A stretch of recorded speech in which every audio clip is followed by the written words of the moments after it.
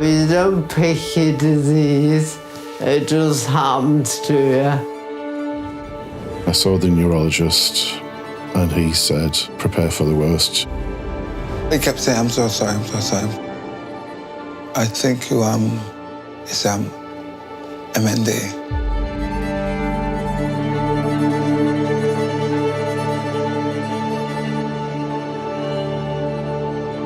I knew that one day my voice will go. It's really important to be heard and not to be forgotten about as the person who can't speak.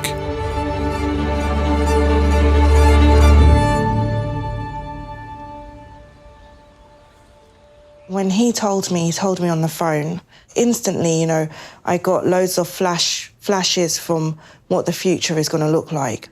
Because my dad is such an independent man.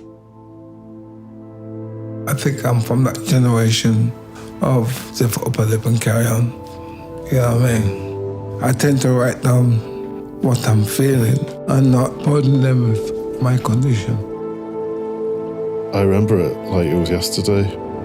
I came out, sat in my car, cried.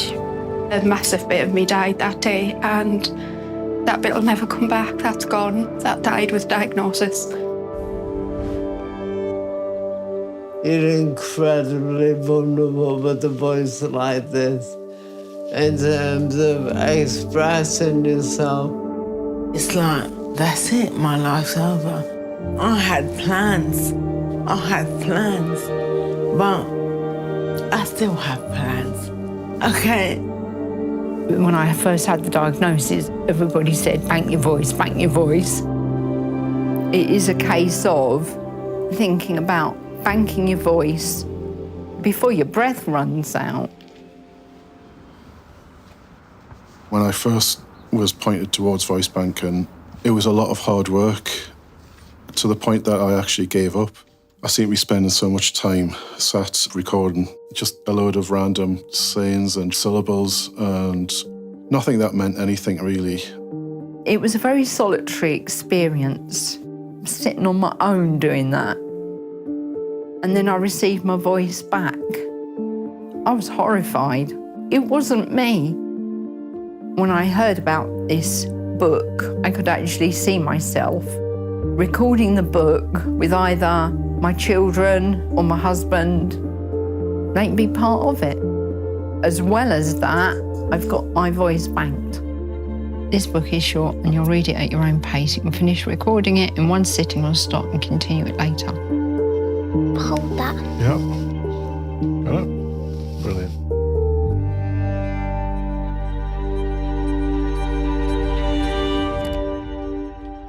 Everything is changing. I know that something feels different lately. I've been seeing a lot of doctors and having a lot of phone calls. I'm not moving quite the same way I used to. And my voice sounds a little different. Sometimes I will even need help with the very same things that I used to help you with. That's like your hat. It is like my hat. On the inside, I will still be me. Oh, that's a shame. I will still have silly I thoughts. will still notice when you get a new haircut. Or when you're having a bad day. Even if I look or sound different, I will still be thinking the same kinds of thoughts and wishing the same kinds of wishes. Yes, everything is changing, but I'll always be me.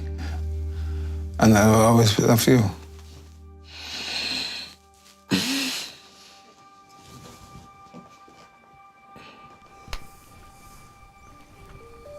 One day she won't be able to do that.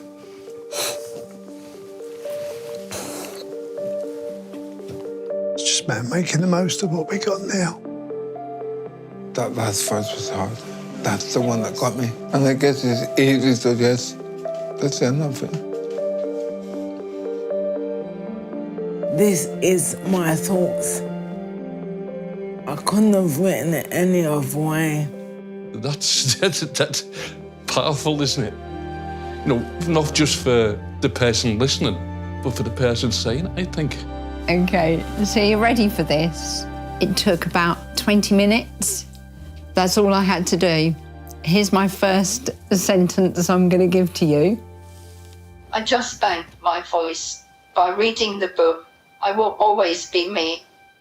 It sounds so much like you. I thought it was you talking. It's one of those voices that you won't ever forget. It's your mum's voice.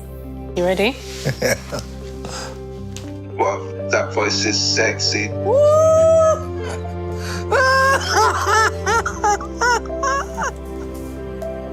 On my days. That sounded more like you, actually. This is my digital voice. Well, I can hear me in there. It's nice, it is me. This is going to be Yvonne's voice, as opposed to that robotic voice. You can still be a mother, you can still be a wife. It's Yvonne. That book would be an amazing legacy. Just means leaving something everlasting. Her illness won't define her. That won't define her. She'll define herself. We'll know until the last breath that that's her. I will always be me. It's so true.